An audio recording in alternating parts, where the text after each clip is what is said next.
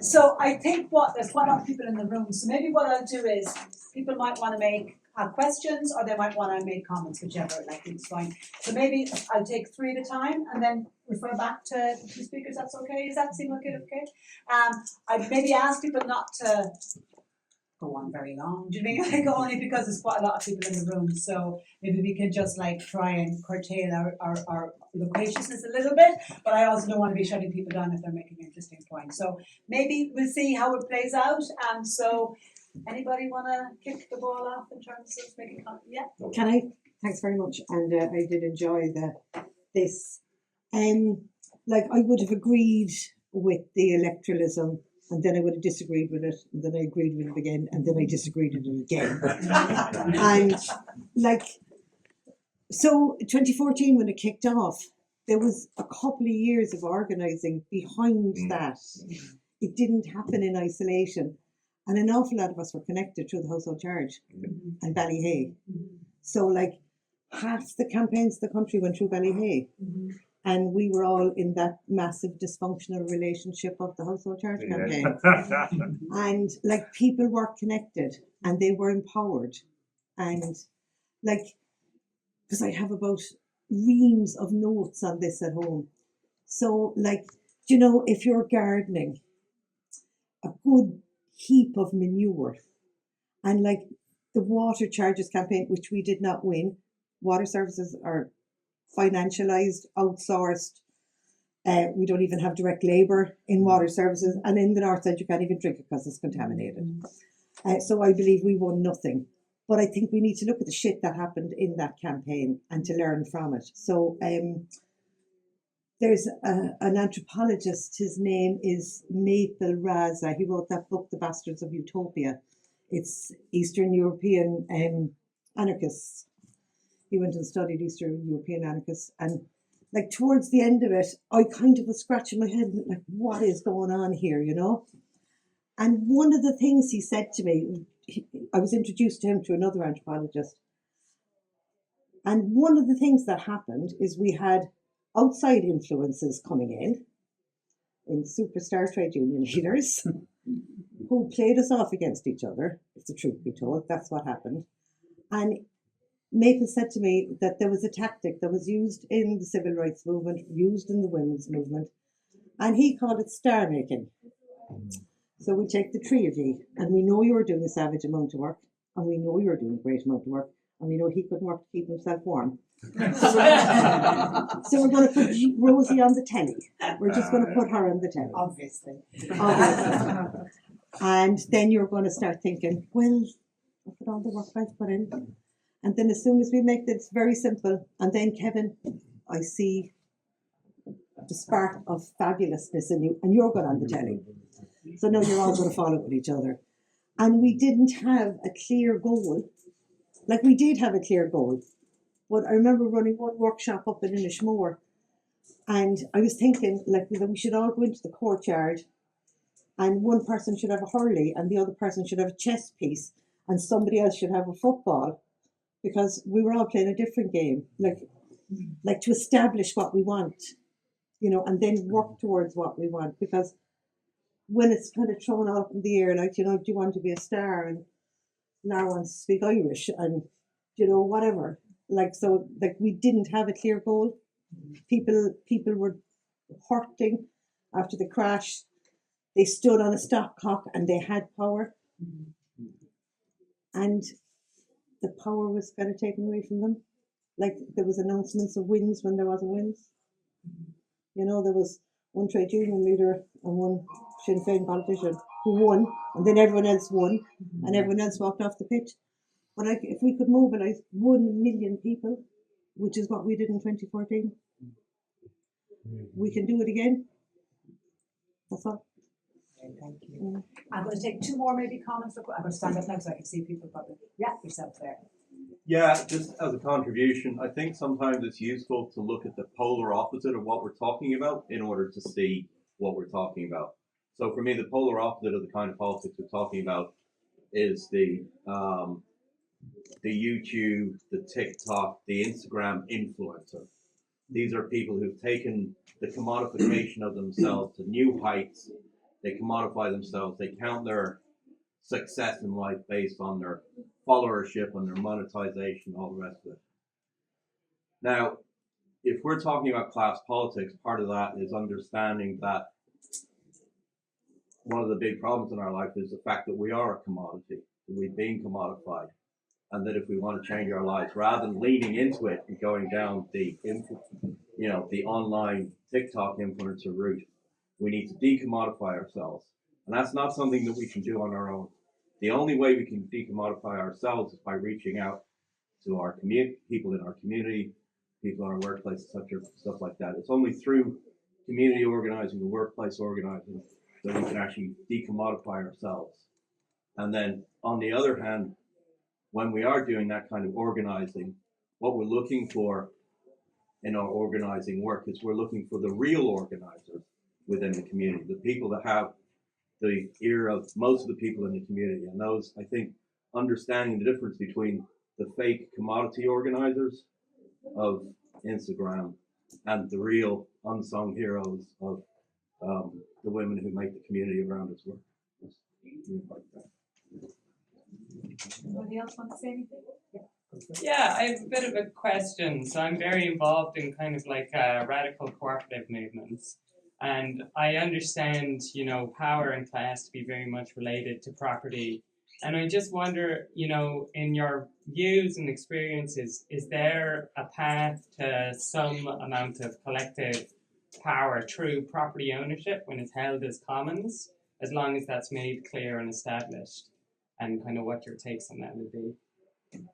Should we come back up here now? And maybe the three contributions if you want to respond or they want to say anyway and respond to the question. Yeah. Would you like to go first? I just respond to the one person the cooperative thing. Any work on cooperative or collective organizing is a positive, and it's an experience worth duplicating and repeating, because it prepares the ground, if you like. It prepares us for the sort of society we'd like to see, where people work together collectively for their own good and for the betterment of their families and communities. So that's a positive thing. And I've been involved in a few collectives and co-ops down the years. Success in doing that. We can talk about that too another time. But no, these are good training grounds for the kind of society we want to build. So I'm completely for that. I'm going to leave up for Kevin to come back to that. Yeah. I think the point you were raising, Nuri, was very true about, this idea that in a movement there are some people who, for whatever reason, or they're chosen, they start to, look for more of the limelight. And I think one of the things in a movement like the water charges was really useful in so many ways. I learned a lot through being involved in it. And one of the things I think now looking back at it is that it was, even though it happened over a number of years, there was a lot happening and there was a lot of dimensions to it. And I think that aspect of it, that there were people also trying to build careers, not careers, but there were people who wanted to come into the limelight there. And also there was political organizations in there who wanted to get more of the action for themselves for totally legitimate reasons. I'm nothing against the political party saying, the way to win this campaign is to elect me or my party into government. I have nothing against that per se. I'm just saying I'm against it. I think that sort of a tactic sucks energy from the grassroots movement. I think most activists should put energy in a campaign into extending the experience, the range of the horizontal organization. In other words, extend it out to more communities, try and bring more people into it. Whereas I think if you get caught up in this idea of, if we only could get that really great speaker we have, from Tipperary elected to the Dáil, she'd fucking tell them all up there what to do, and she'd get everyone in RT, she'll be great in RT, and she'll do it. I think one of the things really that's a learning point from a good campaign, and the water charges was one of those, is that we have to actively think about counteracting that. Not in a secret society way, but talk to people. look, if we build a movement, these sorts of things are issues we're going to have to deal with. We're going to have to deal with the fact that we actually might be more powerful than we expected to be, and we might be able to achieve more. And in a situation where you get more powerful, the government, of course, are quick to recognise that. They'll try and do a deal with you. Who will they want to do the deal with? They'll want to do a deal with the people who it regards as the spokespersons. And that's where they knew. So a movement has to consider a lot when it gets to be effective. And there's that side to it. And I think that comes back to the point James was saying, that when we can get experience at anything, in whether it's anything in a cooperative form, it helps us to actually learn about some of the problems that are there in trying to run things in a very different way from the hierarchical way, using, that are common to us, that were brought up, through school and everything, to sort of almost repeat. And there's a lot of learning, in a good sense, in a campaign. And I think the Water Charter certainly showed that but I do believe fundamentally it's easy to counteract. I think James hit upon that idea as well. Direct democracy is a really powerful idea in many ways. First of all, it gives people a say. It gives a lot of people a say in how things can happen. But additionally, it gives people experience in articulating their views. And then I think also it gives people a sense, look, that it's the collective that's important here. It's not individuals. And I think I personally believe, being an anarchist, I feel that it's important. I think it's part of anarchism that it's always conscious of the idea that leaders can emerge. No one's got anything against people who are naturally good at motivating and bringing other people with them. But I'm talking about people who assume power and want to control things. I think anarchism is very good at looking at that problem in movements, and it's very good at saying there are solutions, and the solutions really rely on a sort of articulate, empowered grassroots democracy. Because I think we all know, we deal with people all the time where, one person is maybe a bit more vociferous, or one person tries to dominate a meeting.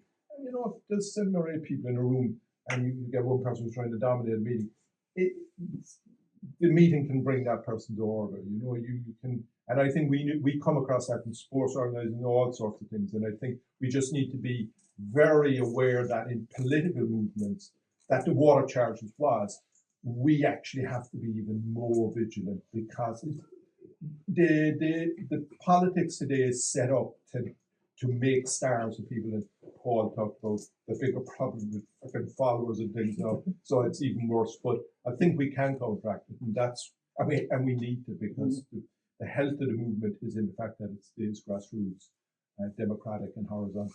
James, would you say anything else? No, I think I've covered that. Okay. Let's set up again. Any other hands popping up? Great.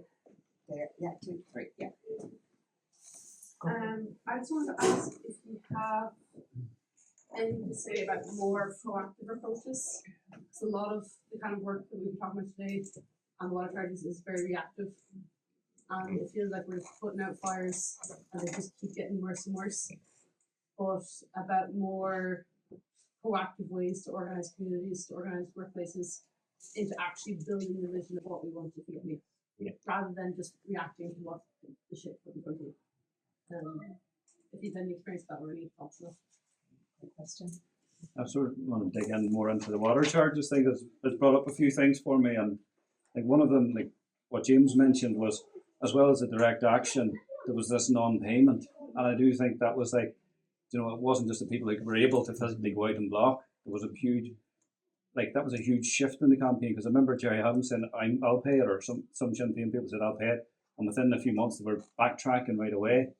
And there's a few things Noreen said that are very, very useful. But one of the things, actually, when you mentioned the electoral side of things, there was a whole thing about the Constitution, that constitutional lock-in to prevent, was it the seal? There was a demand to put something into the Constitution that water would be free, or something like that. There was an agreement that there would be a referendum. That never happened. It never happened. So it's like, I'm going to promise you, I'm going to promise you, I'm going to promise you. It's never going to, and it's never going to happen, because we have privatise the system through outsourcing. Yeah. There was, so that was where I was going with that, because basically that referendum that never happened, basically a lot of activism in the south of Ireland for the next 5 years afterwards was all repealed. It was all very much focused in, these kind of lobby to we get a change to the constitution. It's just something I observed. But going back to the ownership thing, I think it's a really interesting one, and something you mentioned, and the likes of those left wing or social democratic YouTube influencers like Gary's Economics, Gary Stevenson, and Richard Murphy. Like they're talking about redistribution of wealth and ownership. So Centrica is the name for British Gas, and British Gas took a hold in. So that and that was part of a UK Margaret Thatcher type thing of breaking up the municipals, British Rail, and all the rest of it. That was the introduction of that here. You also have Northern Ireland Water, which doesn't really manage the water. Like Lough Neagh is a cesspit basically, but you have the British state offering the silverware to sell this to the Irish government, get first refusal and these kind of things, and a large part of the housing stock. So I do think there's things could be done around that in terms of lobbying and the constitutional type thing, or putting it onto the agenda. Because I'll just finish on this. I know I didn't want to ramble on, but I was listening to a debate between Sinn Féin and Social Democrats, and it basically was like, well, I think if Owen O'Brien's the housing minister, things are great, or I think if the other guy, Rory Hearn, and at the end of the day, they're both constrained within the system of, we're only going to get a certain amount of social housing. Going back to 1945, there's only a certain amount that capitalists would allow us to have, unless they offer a universal basic income, because they're going to make everyone like jobless because of AI or something like that. So I do think there's certain things that could be put on the agenda, and that's maybe some of ourselves in the working class, because last point, a lot of people are drinking the Kool-Aid in terms of, was it financial independence, retire early, if I own some shares and all the rest of it, bringing it back to Buffett, they all think we can be mini Buffetts, and that's a huge, ideological shift in young people. Like it would have been Gordon Gekko types 30 years ago, now it's somebody on Revolut. So, sorry, yourself, you want a beard? Yeah. I don't know what your name is, sorry, to refer to you that way. Just in terms of the question that was asked around proactive, I think that's really, really important, and one for us to be really trying to get into what are the issues that people can get organised around, and whether it's in your workplace or in the community, whether it's a CATU on housing, whatever the issue is that affects you, your community, your people, your friends, is the issue to try and get organised. And I think that the point that James made as well about people being in the community on cultural and sporting stuff and be known in your community, so that when an issue does come along and you're trying to organise people, you're not just some strange person coming knocking on the door asking. But the question I really wanted to ask as well was that I think there's a sort of a gap in what you've both missed out on something that has changed dramatically in the political landscape in the last number of years, and that's the emergence of the far right. So there's now a political force in our communities that we didn't have heretofore, that's setting out to deliberately divide us and set us against each other. So what sort of tactics or what sort of ideas can we bring? What sort of politics can we use to try and combat that? Because some of the stuff that has happened, there has been sort of marches organised, far-right marches organised, and counter-protests that have effectively been lefties standing screaming at people from working class communities, oh, you're all Nazis or fascists or whatever, is completely counterproductive. How do we get into that debate and that discussion? Because real fears and concerns that working class people have are being exploited by the far right, by bad actors who want to exploit it. And how do we have those conversations that we can counter that, and that it's not just us sort of standing screaming at our neighbours or people from the neighbouring community because they've gone on a march and they're waving tricolours, and then the tricolour is now seen as a symbol of hate almost. I'll give you about 2 minutes, that's it. That's great question. So I think there's three ideas here. So one is proactive change coming at it rather than defensive and reactive. Second one, I think that maybe there is value in the Constitution and working around kind of constitutional change. State, basically engaging with the state. Exactly, and engage with the state in certain ways, not as the only response. And then that question around in relation to the far right. So sort that. Which you work A very easy question. You go first. In the old days, you'd just be given a book written by some left wing that read that. That's not good enough anymore, is it? No. It was never any good enough, really. It's about practical stuff. I like the building the vision question because I find it challenging. I'm involved in a group called Trees Please in Cork, and it was people who came together who were concerned about the issue of the destruction of native woodland and the need to start planting more native woodlands. There's groups like it all over the country, but anyway, this is my friend Tom Campbell, few of you know him, an artist, came to me one day and said, we need to start planting trees, you know. And so we organised this group, and every year we fundraise and we distribute 3,000 native trees for people to plant in their gardens or farms or whatever around the place. And we talked, as a consequence, we talked to hundreds of people about this issue every year. And that's a small example of things you can be doing. The other thing, of course, is we were talking about the co-ops earlier. So there's a living experience of working cooperatively. And then there's what you do within those community, cultural, sporting organisations within there, and how you keep them as democratic and as involved as possible. And that would, I would say, is a part. Practice is a big thing. And if people are used to being in organisations where their voice is heard and they're respected and stuff, that becomes the standard that they expect within everything they do. So I'd say those ones, right? There's a suggestion. And the other thing I'd say around, I mentioned solidarity, direct action, and democracy earlier. In terms of solidarity, you need the practical, the financial, and the physical kind of solidarity. So being there, helping in financial ways when you can, and obviously physically helping with the things in your community. And that can be any issue. It can be something that's, a lot of our struggles are defensive, like the water tax was a defensive struggle.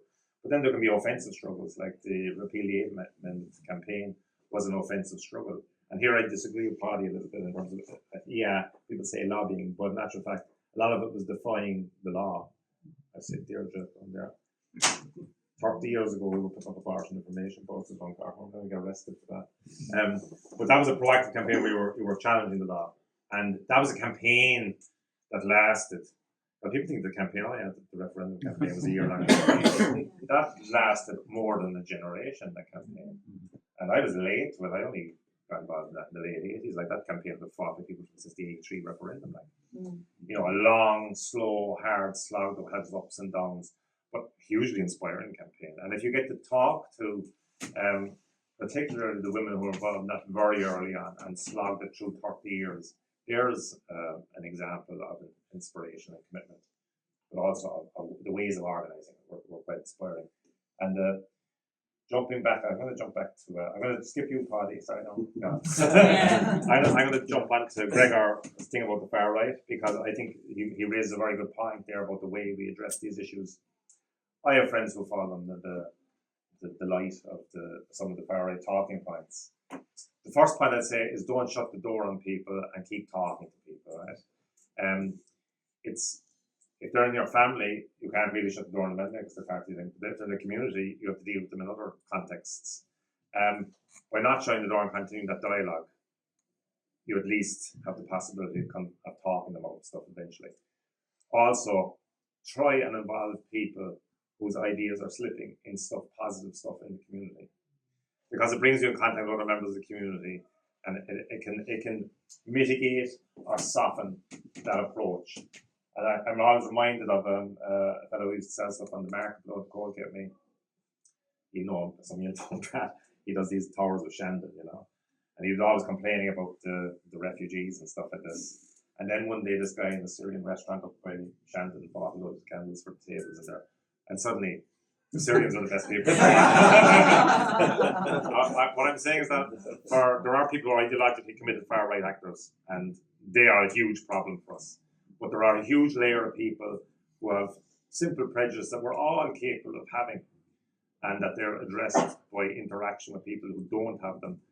You know, not just with those people, but with people who argue against it in a comradely or friendly or neighbourly fashion. And we can disempower a lot of that stuff. It's a hard battle. It's a long slog. I don't think there's any magic wand on this. It's going to take ages. But the economic circumstances that underlie that is the housing crisis. I think we can be honest about that. And that's the big driver of it. And it suits, of course, the ruling class to have us fighting each other. Class division is always suitable for them. But also, the addressing of that issue would take a fair bit of the heat out of the issue, I feel. Because it's definitely in Mahon, it was one of the big issues we came across when they were building the modular units. Because my daughter's at home with a child in the box room. Why can't she have a house? That's a legitimate fucking question, isn't it? Like, you know. But by talking to those people, you can work on that. By shouting you're a fucking racist at them, that dialogue is over and they're pushed into the camp straight away. On Paddy, the last thing I'm going to say is that the dominant ideas in society are the dominant ideas of the ruling class. That is the unending battle we have, is the battle of ideas. We all talk about the battle of ideas. There's a battle of ideas on the left too, as Kevin has alluded to, around things. But they're always, that's an ongoing and forever battle. We have to do our propaganda, we have to do our talking, we have to do our organising, and it's a slow process. But we get breaks. We do get breaks. And when the dam breaks, we can have huge, big breaks, you know. And this is going to be the jobs of our lives, Paddy. Kevin. I'll be very quick. Jim's answer very Sorry. Smooth operator. I'll say one thing about my own involvement in politics over many years was, I must say I spent probably, I'm not saying I spent far too much time, but I spent a lot of my time in politics talking in generalities. And maybe I have now here tonight or this evening as well. But my point is that I spent a lot of time putting out politics in a general sense, writing material, but also talking to people about changing society in a big way. And it's very valuable. Any organizations on the left, and even, you know, just individuals who produce material that argues for revolution and for why we must get rid of capitalism and for socialism, I think it's all valuable work. I think it's great work to do. But I did realize in the water charges campaign that the more important, long-standing work you can do is actually in your community. So I was already, I don't know how many years I was in politics, 15, 20 years in politics, and the householders tax campaign got off that terrible name for that campaign, and then we got into the water tax. But I mean, I realized through that campaign over 3 or 4 or 5 years that this was where you can really build a longer standing political influence. And of course, influence is very important in the sense of being able to say to people, look, when things at the far right come along, but they don't have answers to things like the water charges. And you were here, we all fought together for the water charges. The far right are, you know, all this and that. So I think you can build up through local activism, finding campaigns wherever you can. And I think often sometimes issues will find you because they're all the time coming up. And sometimes I think a very good thing James alluded to there, sometimes it's a very good idea to find campaigns that other people haven't thought of. Like take issues, go at things in an angular way, find something. Like for instance, there's a thing bubbling around down where I live to change the name of Wellington Road.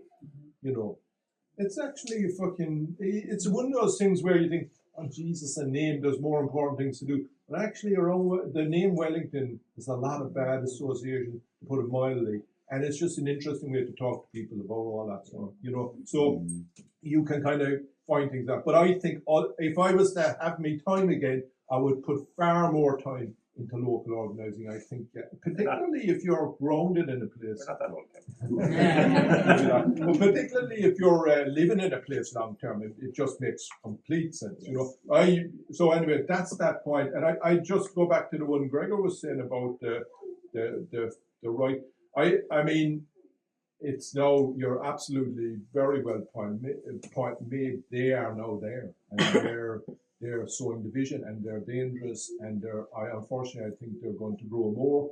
But the thing is that with the far right, is the far right's presence and success, if we were to call it that now, is it because the left in a way has kind of failed? Are we, and I'm not saying this to blame anything, but in a way, isn't it that there is a real vacuum out there? And obviously there's all problems with social media and the shit that's coming through that down on a lot of people, and people are, taking it in. But I think the fact that the left has really failed to build locally, maybe because the left is in a big period of need for a number of reasons that are outside all our control. It has a lot to do with the fact that, for me, I won't go on too much longer. The left, I think, has been had a millstone around its neck for a long time because it has been associated with negative ideas to do with authoritarianism, to do with sort of, primarily authoritarianism. I think we need to create a left that's vibrant or centered on the idea of freedom, solidarity, community, really positive, good ideas that really counteract the nasty side of capitalism, but also, are not linked to ideas of authoritarianism. Socialism isn't about limiting people's lives; it's about creating the condition for much enlargement in all our lives, right across the world. And I think we need that sort of vision when we're rebuilding the left, because I think the left is now at a low ebb. The right have stepped in, and so for now we do have that more important thing to address: how do we contract them? But ultimately, I think the solution to the far right is building a really new positive left. And I think even this event today is part of that. It's a good aspect of it.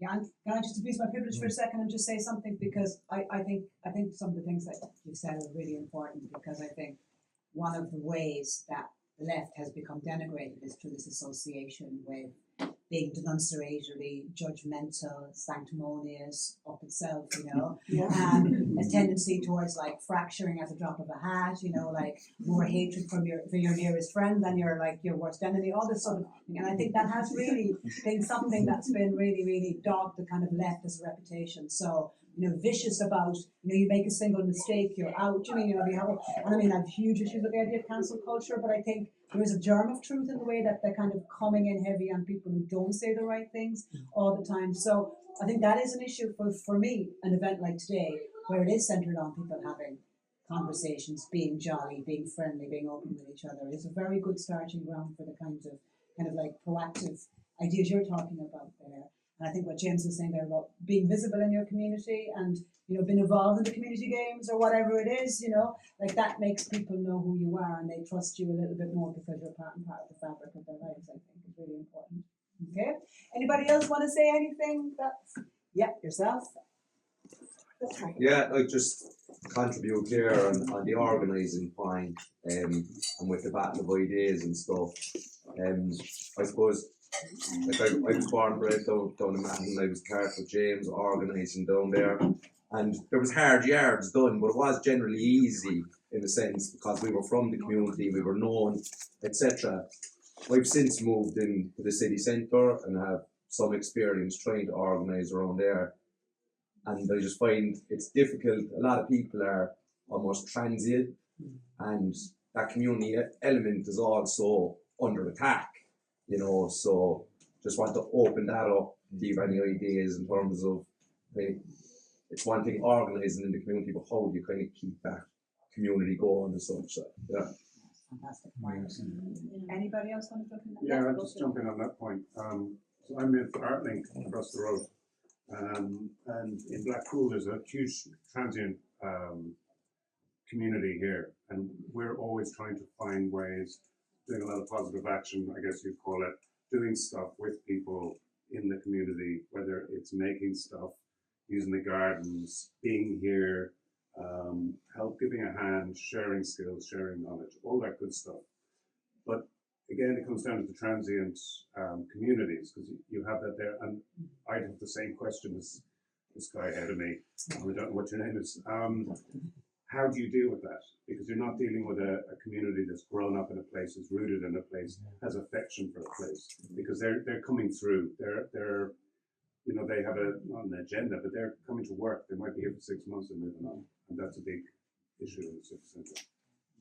Anybody else want to? Yeah, go for it again. Yeah, just on that, sorry for going back again, but just on that, I think it might be necessary in those sort of situations to broaden the idea of what we mean by community. Yeah. The community, in one sense, is people who live in that area.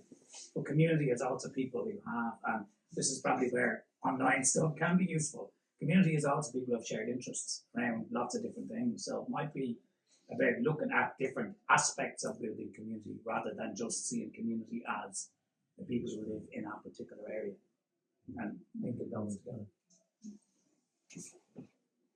Gregor's after answering the question. Can I Well, your reflections then, please. Can I first of all say something about what Mary brought there? The art is a classic example of really, really, really good community organising, empowering people and giving them opportunities and bringing them together. It's a really good example. And if you're living in Blackpool, it's fucking involved in everything. But if you're interested in the project, I'm sure Mary would be delighted to have a few volunteers and helpers over there. Free labour is always good. Free labour. But these are the sort of things that build communities. And I know what John is saying, city centre, people are transient. I'm living in Mahon. I'm only Mahon 18 years, I'd say.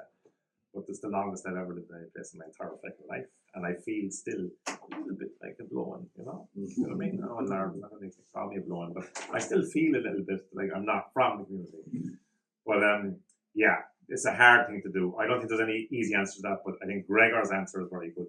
Community just doesn't, it's not just a physical location. Now, obviously, historically, that's how you think community and stuff. Obviously, GA clubs are built in physical communities and stuff like that. But I just don't think of just in those terms. So it can be the artistic community or the musical community. The musical community is really well organised, really networked throughout the city. It's quite inspiring. And they all know each other and they all support each other and help each other out. These are other sorts of communities, and that's what I would say is the opportunity. What you'll find, and because you've got kids now, I know they kids, I'm delighted to say, but you've got kids that forces you to deal with other people with kids, for good or bad. But like around schooling, around playgrounds and stuff, there's your opportunity. Straight away you're talking to the parents. That network, you know, single parents networks, and community organising around kids is huge. And that is the thing that everyone has to get involved. Once you have to, because you have to have safe place where they can play and interact and stuff like this. Find the opportunities, and as I said, just don't think just purely in physical terms of this location. Ideally. Yeah, you've answered.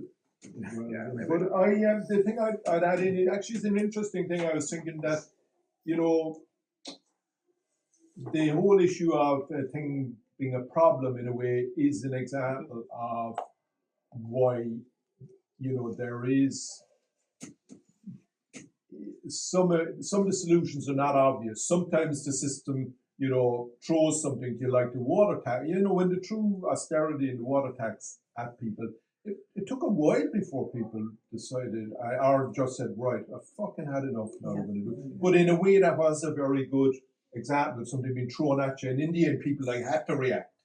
But you're right in the sense that we face lots of issues now where there's no obvious, you know, it's not easy to find a way forward. And I think in some ways, one of the best solutions is partly what's happened here, which is that you can talk to other people about it and you can say to them, look, have you experienced with this? Have you come across it? And then I bet in here in this room, there's people have come across all sorts of different things and are involved in all sorts of things. And in that, there's the wealth of sort of knowledge that could be useful in something or other. Because I think basically, I think it's this idea that we have to find solutions to these issues, particularly with the far right around, but they're not obvious either. And we almost have to bang our heads together and say, you know, you're saying about why you're coming across in the city after man. In a way, you sort of identified the issue. You're gonna have to be one of the people who finds a solution to. You know? I was just going to make one small suggestion to John. The Middle Parish Community Centre is a really good starting point, yeah, and they're really welcoming and open. Because actually the book fair was going to originally be there. Yeah. But that is, I would suggest, is a great way to stick your toe in the water in the area. have one pop up question. again. I have a question at the end. You've got a question? No, I have a Okay. question at the end. Anybody else want to say anything at this point? Yeah, I was thinking about the far right thing that and how like we have failed like the left wing generally. I do think that what you were saying earlier is that I think we have to make so much more effort in being more welcoming, and that reputation of being sanctimonious and judgmental. In my experience, it's true. Like not for everyone in every group, but there can be a vibe for sure of purity testing and I think for a lot of people it can be very intimidating, and I don't think that that makes for a welcoming movement, and I think it's also disingenuous because nobody was born an anarchist. Everybody's learning, and I think that this is really important, and I think that but it's a tricky thing because it implies that we have to be a little bit more flexible and nuance, and then there's a point where like you don't want to bend too far to the right or whatever, right? But it is, I do think that we have to be more welcoming, we have to be more open, we have to be more willing to have conversations, and especially like what you were saying earlier about not closing the door for people. I mean, if white men are gonna have these conversations with people, they're not gonna have them with anybody. So yeah, I think that it's super important, and I think especially it is super. Another thing that I really like is like there is a huge distinction between people who are ideologically far right and they have these specific ideas. It's not the same person who might be thinking, wait, is that fair that they're getting money and I'm not? Why? Like there are questions that can be raised and conversations to be had, and it's important to not write these people off. And I think that also like the big thing to consider with the far right is all these like online masculinities that we have to pay attention to, and it's been growing for a long time, for many years, and I think that we've kind of like ignored like these weirdos, these like incels or whatever, and clearly it's super important, and it's in French politics and all kinds of politics, it's more and more kind of like enmeshed. So it's important to look at the thing as it has many faces. I feel like. And having those conversations. Can I just say one small thing? I'm looking at Jonathan, especially, singing along. He needs a shave, doesn't he? He's looking short. But But one of the things with the water charges campaign, apart from a lot of the mad stuff, is the crack. Like there was savage crack. It was laughing. Do you remember in Killarney when you took off and you and the horse and cart to the Labour Party? we only conference? jacked the horse and carriage. The Labour Party conference. Jarvis, is it?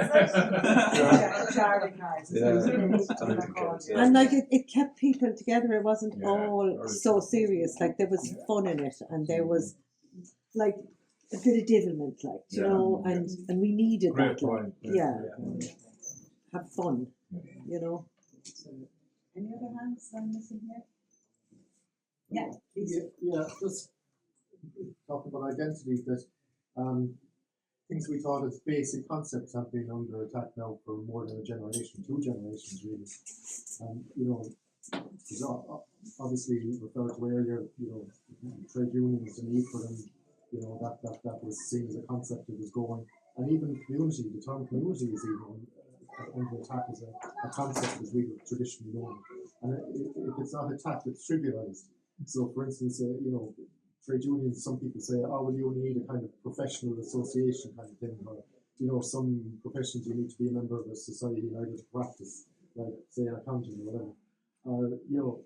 It becomes so trivialized, like community would say, or the stamp collector community or something like that, and back again, the very word working class, I mean, it's to reiterate the fact that, the working class still is a concept, it's still real, it's still something about someone's identity. And you don't have to get in twists and turns defining it, but you just have to say, yeah, it's real, and it's my identity still.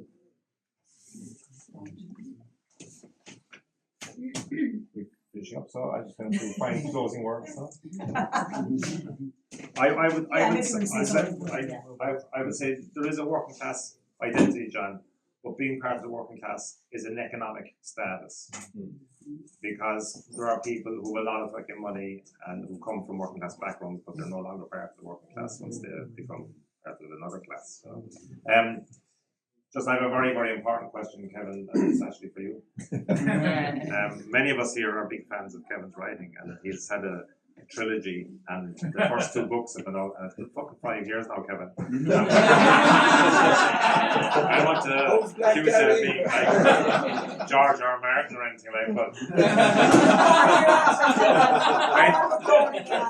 When can we expect the final installment? Sorry, that's my final remark. We've made an agreement with St. James. No, next year is coming out. Great.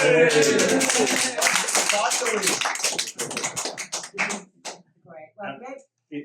The first 2 editions, or first and second, will be available to launch. Could I say one other thing, and not on the book, you'll be glad to know. But just mentioning that stuff at the start about, I mean, I've been doing a bit of work on it at the moment, which is why I had far more facts and figures there if anyone wanted to be bored by them. But I think the whole issue of the wealthy and wealth and where it, see, one of the things with the whole thing of resources and how loads of people feel, I fucking can't get this and I can't get that, and these people are getting this and that, we're all corralled into a little small section of the pie, and most of the pie, the wealth inside, is gone off, and we never see, you haven't a chance of meeting a very, very wealthy person. They just don't even exist in the same places. But I think we do need to try and keep bringing that wealth back into the picture and reminding people, because the media seems to also, avoid mentioning the very wealthy, except in the sort of, they're having such fun, it wouldn't be great to have their lives. But actually, we really need to bring in this idea that there is a lot of wealth out there, where distribution is the issue. It's not production, and we have to point to rich people. I love the old anarchist thing of, attack the rich, and I think we have to attack them. We have to attack them in that sense of make them visible, call them out, bring them here, show the absolute massive fucking waste of resources they are to the planet, and let people see. Look, it's not your neighbour. Whatever you may think about your neighbour, it's this problem that these people are so greedy, and kind of it's a real important fact for me anyway, I think, in the whole struggle. Yeah. Great, so we've got to be nice and we've got to find a rich person and attack them.